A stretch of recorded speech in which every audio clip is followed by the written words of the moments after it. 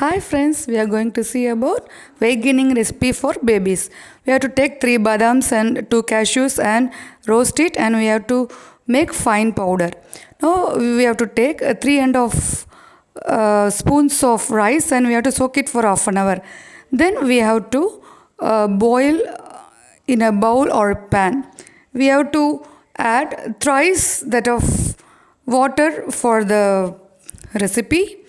Now we have to put sweet potato in the pan, and we have to boil it for around half an hour.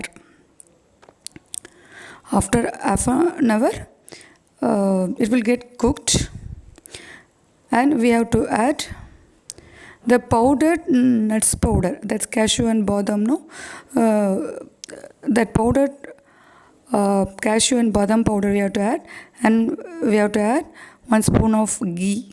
Then we have to mash it with the masher, or if baby can't swallow, we can make the paste with the mixer grinder. Thank you.